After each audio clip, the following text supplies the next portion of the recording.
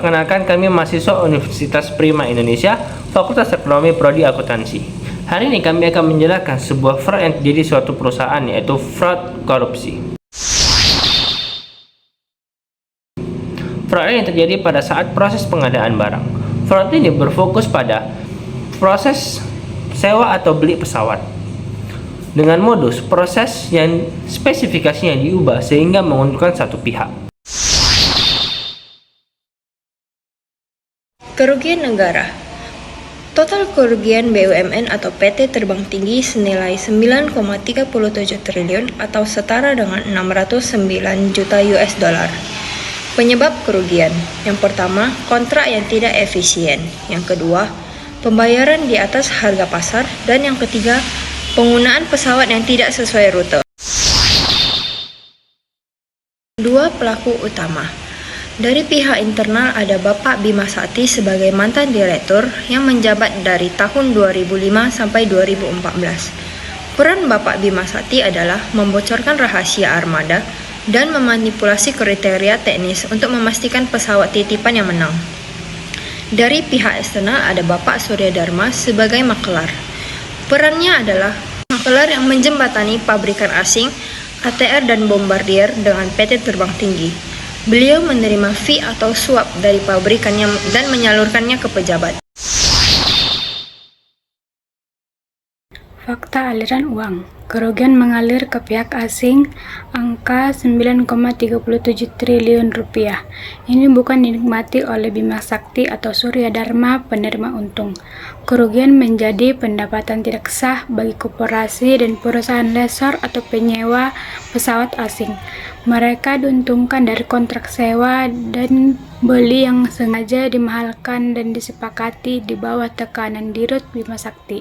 Kerugian negara ini sejatinya adalah keuntungan pihak koperasi luar negeri. Status hukum dan vonis final.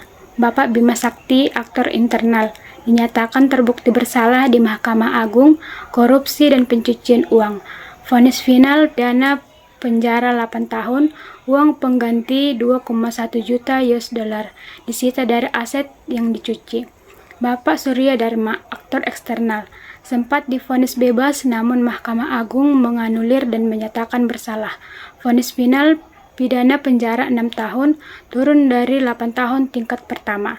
Tambahan, terbukti bersalah juga di kasus suap penggandaan mesin Rolls-Royce.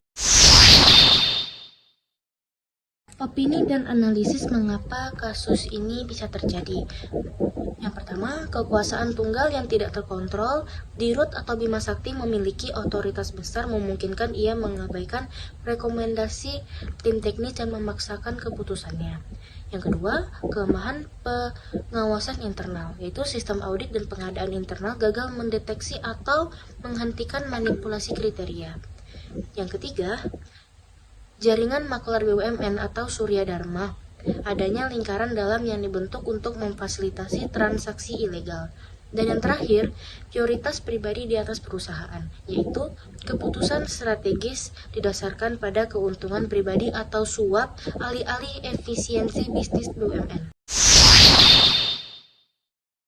Pelajaran dari kerugian 9,37 triliun. Di sini ada 3 poin penting, yaitu dampak real korupsi. Kerugian triliun rupiah disebabkan oleh kontrak yang buruk 9,37 triliun yang langsung membebani keuangan PT Terbang Tinggi. Yang kedua, peran eksternal asing.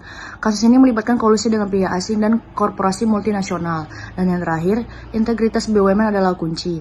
Diperlukan reformasi total dalam tata kelola BUMN, termasuk penguatan independensi tim teknis dan audit.